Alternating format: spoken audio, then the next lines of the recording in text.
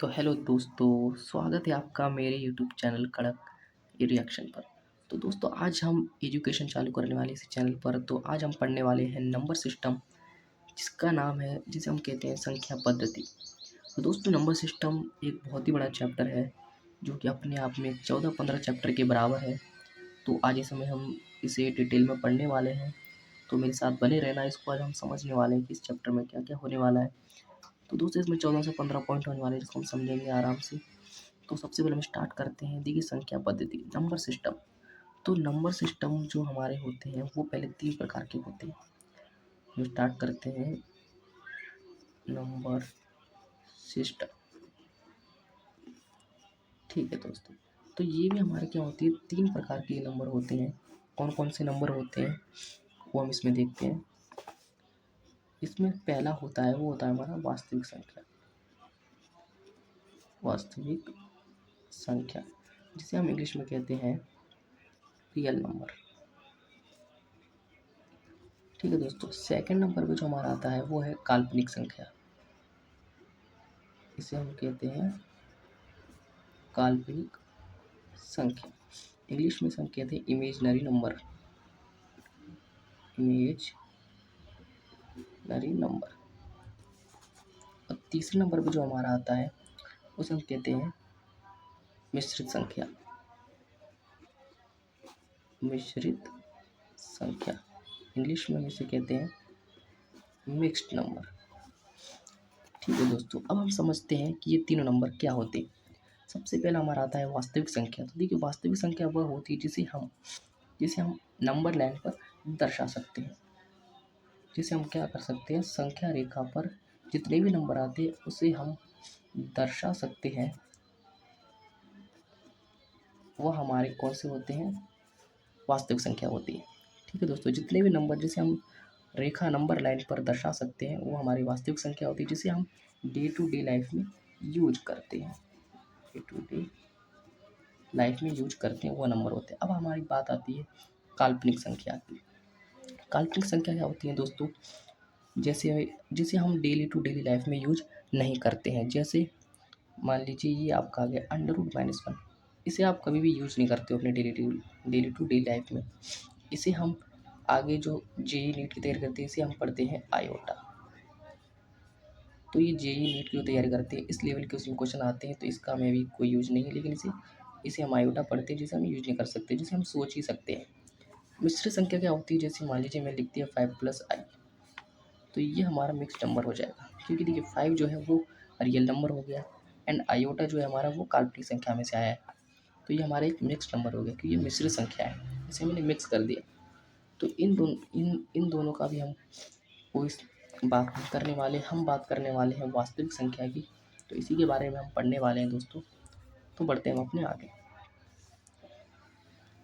तो दोस्तों बात करते हैं हम अपनी वास्तविक संख्या रियल। तो बात करने वाले हम पहले वास्तविक संख्या रियल नंबर की। अब रियल नंबर में भी आपको 2 डिवीज़न मिलेंगे, 2 भागों में से बांट दिया गया है। और 2 भाग कौन कौन से हैं, तो पहला भाग जो भाग है उसे हम कहते हैं पूर्णांक। इसे इंग्लिश में कहते हैं हम इंटीजर्स।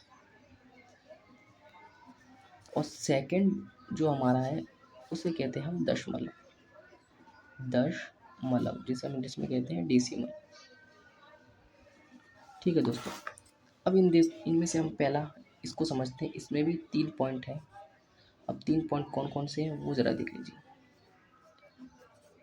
इसमें हमारे 3 पॉइंट है। इसमें पहला जो हमारा आता है वो है ऋणात्मक पूर्णांक।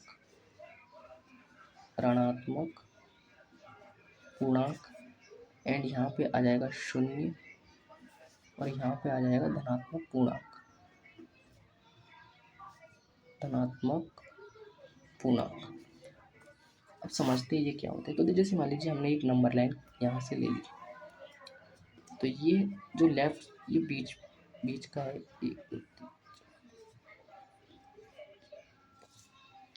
तो यहाँ पे हमारा आ जाएगा 0। ये देखिए 1 2 3 4 5 -1 -2 -3 -4 -5।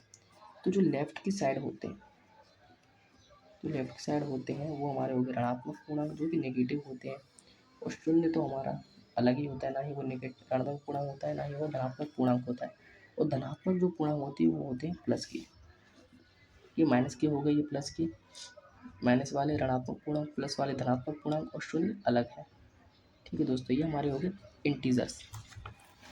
तो अब हम बात करते हैं दशमलव की, लेकिन उससे पहले जाने की हमें 4-5 पॉइंट और समझ लेंगे। जैसे पहला जो पॉइंट है हमारा, वो है हमारा प्राकृतिक संख्या। प्राकृतिक संख्या, प्राकृतिक संख्या को हम कहते हैं इंग्लिश में नेचुरल नंबर।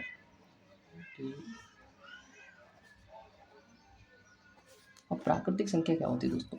तो प्राकृतिक संख्या जो होती है वो प्लस की होती है पूरी।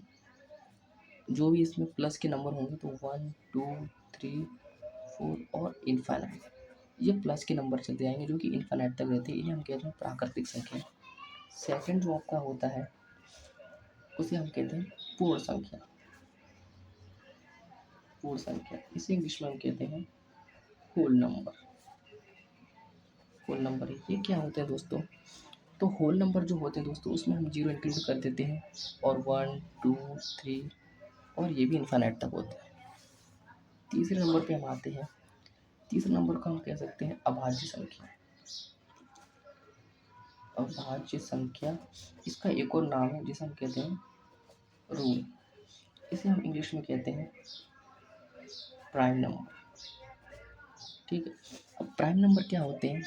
तो प्राइम नंबर हमारे हो गए 2, 3, 5, 7, 11, 13, 17, 19। ये हमारे ये पूरे अभाज्य संख्या में 2 ही एक ऐसा नंबर है जो कि सम संख्या है। तो क्वेश्चन आ सकता है कि अभाज्य संख्या में सबसे छोटा सम संख्या कौन सी है? वो आपको हो जाएगा 2। और विषम संख्या पूछेगा तो 3 हो जाएगा दोस्तों, है ना। ये हमारे होती है अभाज्य संख्या। और इनका एक और कारण है कि जैसे 2 है, इसके सिर्फ 2 ही फैक्टर होते हैं। एक ही 1 से ज़्यादा डिवाइड हो सकता है, एक ही खुद से 2 से डिवाइड हो सकता है। मतलब इसके जो है वो 2 ही फैक्टर होते हैं। जिसके 2 फैक्टर होंगे वो भी क्या है, एक अभाज्य संख्या होगी। 3 है, इसके भी 2 ही फैक्टर होंगे, 1 से और 3 से हो जाएगा। ठीक है, ऐसे 19 है तो 19 भी 1 से डिवाइड होगा और 19 से डिवाइड होगा। इसके भी क्या सिर्फ 2 ही फैक्टर हैं। ठीक है दोस्तों, तो ये हमारे क्या हो जाएंगे, अभाज्य संख्या हो जाएंगे। अब एक जो नंबर है वो क्या होगा, तो इसका हम अभी आगे बताएंगे। ये अभाज्य संख्या में नहीं है। अब देखिए चौथा पॉइंट जो है हमारा वो है भाज्य संख्या। इसको हम एक और नाम से जानते हैं जिसका नाम है यौगिक संख्या। इंग्लिश में हम इसे कहते हैं कंपोजिट नंबर। अब ये क्या होता है दोस्तों? तो कंपोजिट नंबर जो होते हैं हमारे वो होते हैं 4, 6, 8, 10, 12, 14, 16, 18, 20 और इनफाइनाइट। ये हमारे होते हैं। तो ये हमारे भाज्य संख्या होती है। इनकी आप खास बात ये है कि इनके जो फैक्टर हो वो मिनिमम तो 3 फैक्टर होते हैं।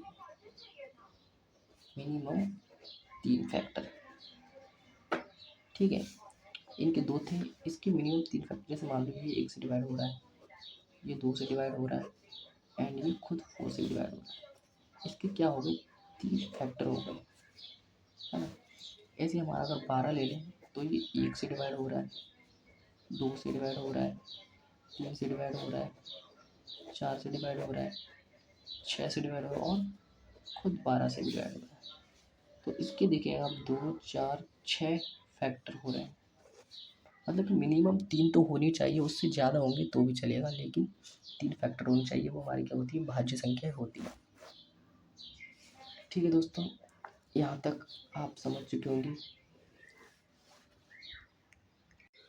हाँ तो दोस्तों, अब मैं आपको एक चीज़ और बताने वाला हूँ। जैसे मान लीजिए मैंने बोला कि जो 1 है, ये 1 क्या है, ये भाज्य है या अभाज्य है। तो दोस्तों पहली बार तो कि देखिए अभाज्य संख्या की पहला जो रूल है वो उसकी है कि मिनिमम उस कितने 2 फैक्टर तो होने चाहिए। अब 1 की बात करें तो ये तो सिर्फ 1 से डिवाइड होगा, मतलब ये कंडीशन इससे नहीं अप्लाई हो पाई।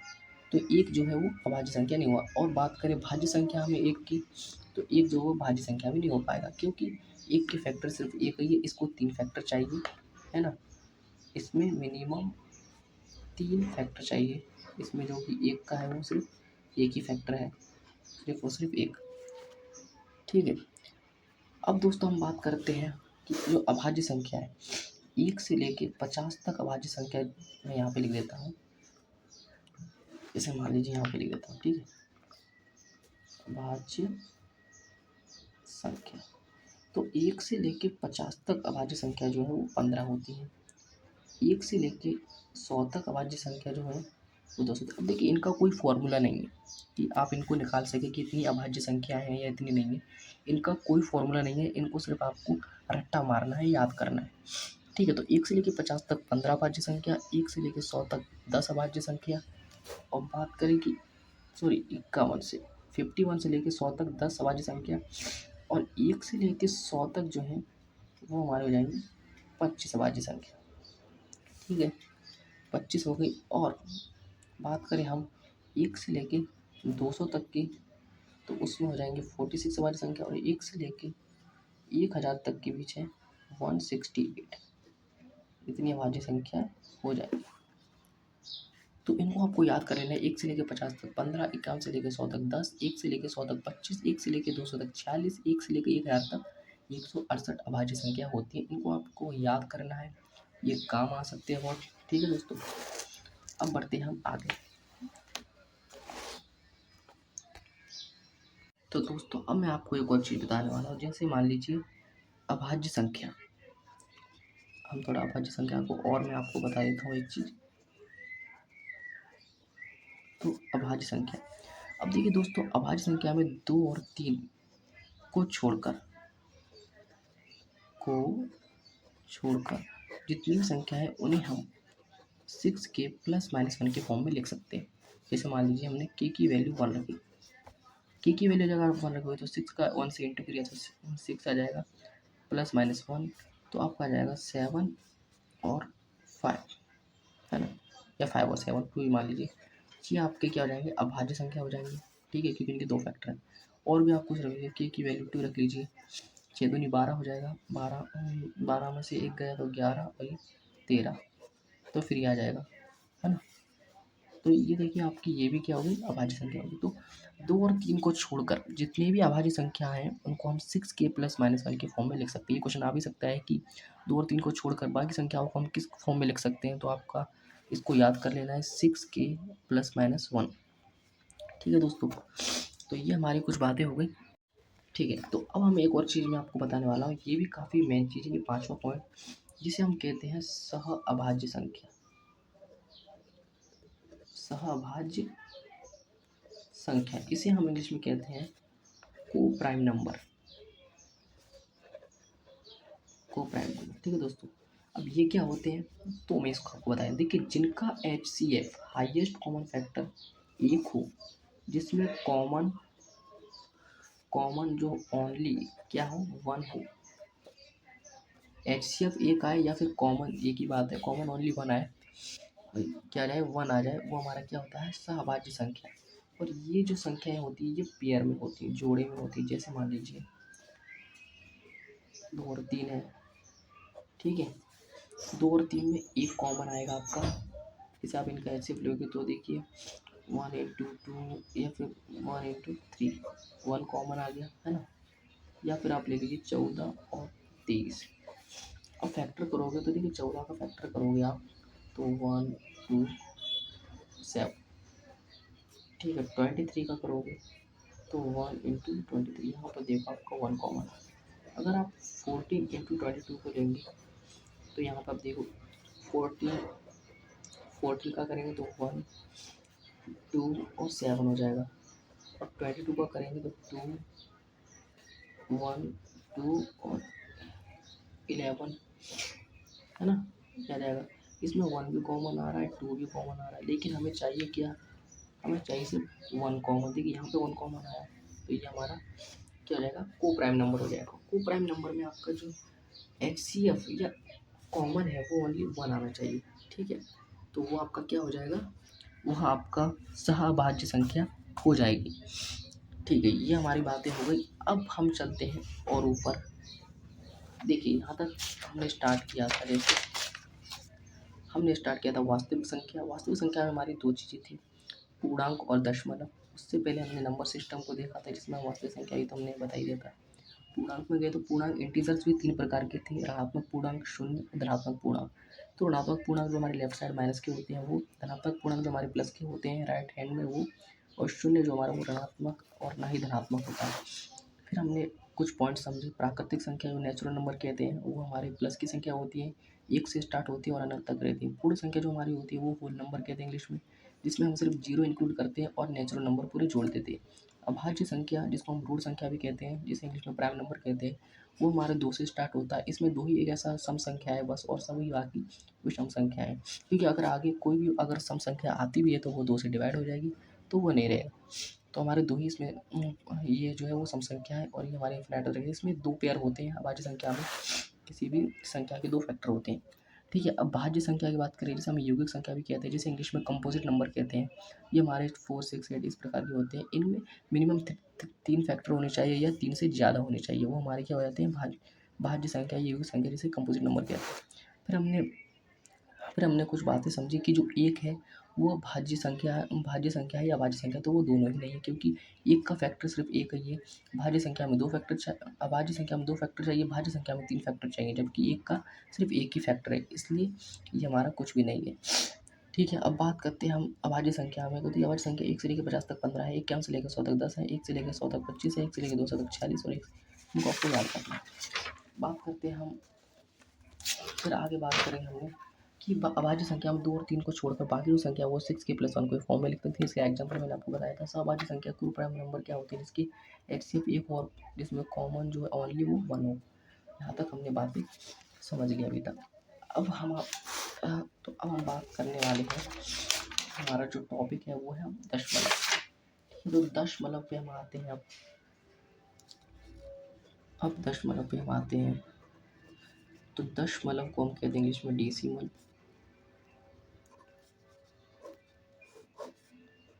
ठीक है, तो दोस्तों डेसिमल में भी आपकी दो चीज़ें हैं। अब दो चीज़ें क्या हैं वो देख लीजिए। पहला हमारा शांत दशमलव,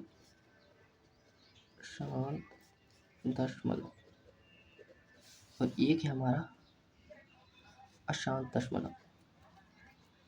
अशांत दशमलव इसे हम कहते हैं terminating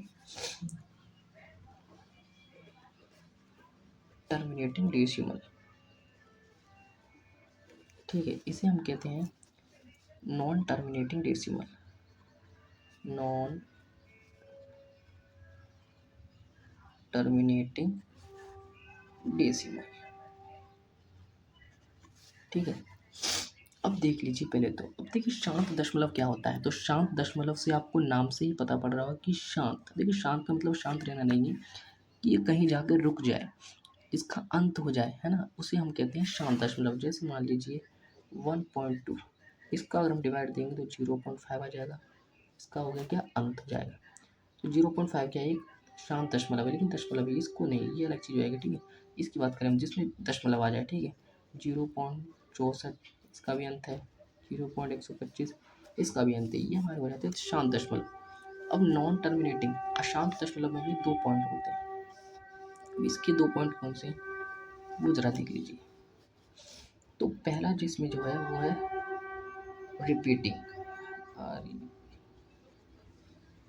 repeating NTD, non terminating decimal, और एक हमारा है नॉन रिपीटिंग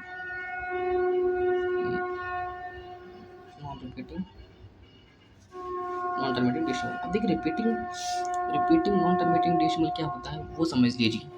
तो क्या होता है, repeating repeating non terminating decimal जो होते हैं वो इस प्रकार होते हैं कि 0.3333, और ये ख़त्म नहीं होता, इन्फिनिट तक रहता है।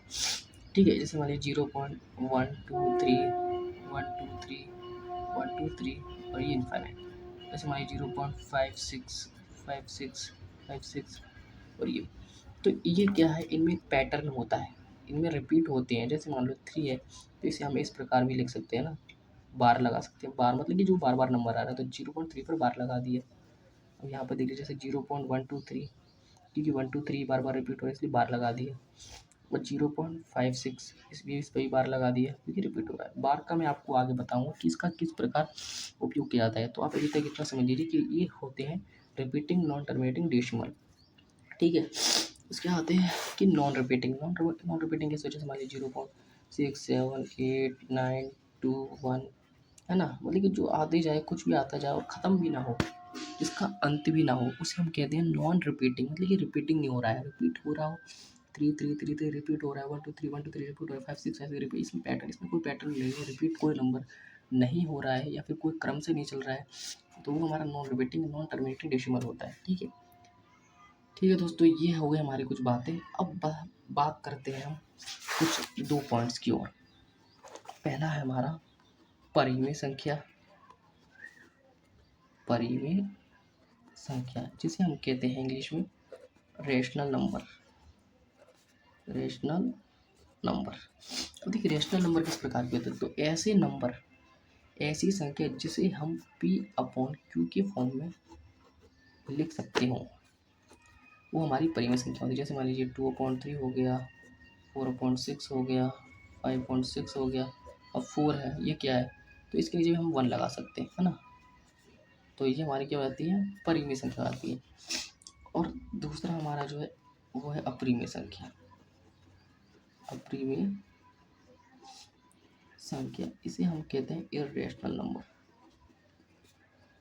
इर्रेशनल नंबर, अब ये कैसी संख्या होती है, तो ऐसी संख्याएं जिन्हें हम P/Q के फॉर्म में नहीं लिख सकते हैं, उन्हें हम कहते हैं अपरिमेय संख्या। जैसे मान लीजिए √2, इसकी वैल्यू होती है 1432, है ना, और √3 तो 1.732, मतलब कि, है ना। और ऐसे मान लो √4, इसकी वैल्यू 2 होती है, √2 को अगर हम बाहर निकालेंगे तो इसकी जगह 1 लिख सकते हैं। तो ये हमारा क्या हो जाएगा, ये हमारा हो जाएगा परिमेय संख्या। ये हमारी क्या हो जाएगी, ये हमारी हो जाएगी परिमेय संख्या। ठीक है दोस्तों, तो देखिए मैंने बताया भी कि परिमेय संख्या रैशनल नंबर क्या होती है, तो जिसे हम P/Q के फॉर्म में लिख सकते हैं। जैसे 2/3 4/6 5/6 4, इनको हम लिख सकते हैं। ये हमारी क्या होती है, परिमेय संख्या। बात करें हम अपरिमेय संख्या की, तो इन्हें हम P/Q के फॉर्म में नहीं लिख सकते हैं, उन्हें हम इर्रेशनल नंबर कह सकते हैं। जैसे √3 है, इनकी वैल्यू 1/432 चलती जाएगी, है ना, इन्फिनिटी। और अगर √4 की बात करें तो इसका हम सॉल्व करेंगे तो 2 आ जाएगी, इसलिए हम 1 लगा सकते हैं। तो ये हमारी क्या हो जाएगी, परिमेय संख्या हो जाएगी। ठीक है, ये हमारी होती है परिमेय और अपरिमेय। अब बात करते हैं हम पाई की। ये क्वेश्चन में आता है कि पाई क्या है, पाई क्या रैशनल है या इर्रेशनल है ना। तो इसकी हम बात करें तो देखिए पाई की जो एक्चुअल वैल्यू होती है ना, वो होती है 31145, है ना, और ये इन्फिनिटी होती है। और एक वैल्यू हो 22/7, लेकिन एक्चुअल जो वैल्यू होती है ना, वो ये होती है, ये वैल्यू होती है। इसीलिए ये क्या होती है, पाई जो हमारा है उसे हम अपरिमेय संख्या मानते हैं। अपरिमेय संख्या मानते हैं, क्यों, क्योंकि देखिए 3/45 में से इस प्रकार में आ रहा है, मतलब इसको हम कि P/Q के फॉर्म में नहीं ले सकते, लेकिन ये जो है वो P/Q के फॉर्म में है। अगर ये पूछ ले कि 22/7 क्या है, तो वो हमारा परिमेय संख्या हो जाएगी। लेकिन पाई जो है वो हमारा अपरिमेय संख्या है, क्योंकि इसका एक्चुअल मान जो है वो 3.145 होता है, जो कि हमारा P/Q के फॉर्म में नहीं है ये, तो ये अपरिमेय संख्या हो जाएगी। लेकिन जो 22/7 अगर नंबर पूछे तो वो आपका P/Q है। ठीक है, लेकिन पाई अगर ओनली पूछे कि पाई क्या है, अपरिमेय है या परिमेय संख्या है, तो वो आपका हो जाएगा अपरिमेय संख्या है। ठीक है, ये हमारा यहाँ तक सॉल्व हो गया। अब मैं आपको एक चीज़ और बता दूँ कि देखिए शांत दशमलव जो है, इन्हें हम P/Q के फॉर्म में लिख सकते हैं। P/Q में तो ये हमारा क्या हो जाएगा, रैशनल नंबर हो जाएगा। बात करें हम अशांत दशमलव के अंदर की, तो रिपीटिंग नंबर है, इसमें हम क्या कर सकते हैं, P/Q के फॉर्म में लिख सकते हैं। तो ये भी हमारे क्या है, रैशनल नंबर। लेकिन जो non repeating non terminating decimal है, इसे हम P/Q के फॉर्म में नहीं लिख सकते हैं, तो ये हमारा क्या हो जाएगा, इर्रेशनल नंबर। तो इस प्रकार की कुछ बातें थी, परिमेय संख्या अपरिमेय संख्या डेसिमल, यहाँ तक हमारा ख़त्म हुआ, है ना। तो ये हमारे कुछ, अब हम आगे की जो चीज़ पढ़ेंगे वो है हमारा यूनिट डिजिट। यूनिट डिजिट है ना दोस्तों। ये हम आगे पढ़ेंगे, लेकिन जो अभी तक जो मैंने समझाया आपको शुरुआत से लेके, हम यहाँ से जितना भी समझे अभी तक, वास्तविक संख्या का जो मैंने आपको काल्पनिक संख्या बताया, मिश्र संख्या बताया, वास्तविक संख्या, पूर्णांक, दशमलव, है ना, उसके बाद प्राकृत संख्या, पूर्ण संख्या, भाज्य संख्या, और जितनी आपको मैंने जो सब चीज़ बताई, इनको आपको पहले रिवीजन करना है, तब हम आगे बढ़ेंगे। तो आगे की वीडियो के लिए हम आगे बढ़ेंगे, तब तक के लिए आप रिवीजन करिए, मस्त रहिए, अच्छे से रहिए। और अगर वीडियो पसंद आया तो वीडियो को एक लाइक करना, शेयर करना। और दोस्तों, जितने बच्चे पढ़ने वाले हैं, यहाँ पर मैं आपको पूरे चैप्टर्स आपके क्लियर करवाऊँगा। तो सबसे पहले मैंने जो चैप्टर उठाया वो नंबर सिस्टम, क्योंकि नंबर सिस्टम एक सबसे इम्पोर्टेंट चैप्टर है आपका, कैलकुलेशन सही करवाने एंड आपके बेसिक मजबूत करवाने, और आपको हर चीज़ में या मतलब कि बहुत काम देने वाला है। तो और ये बड़ा भी चैप्टर है, जिसमें ये मान लीजिए कि 14-15 चैप्टर की अकेला चैप्टर बराबर है। तो अब इस पर हमारी ये चैनल पे इसका मैं अलग से आपको प्लेलिस्ट बना के दूँगा, जिसमें आपको सब वीडियो लाइन से मिल जाएंगी, आप वहाँ पर देख सकते हैं। तो प्लीज़ चैनल को सब्सक्राइब जरूर करना, और वीडियो पसंद है तो वीडियो को लाइक करना। तो मिलते हैं दोस्तों अगली वीडियो में, तब तक के लिए बाय बाय।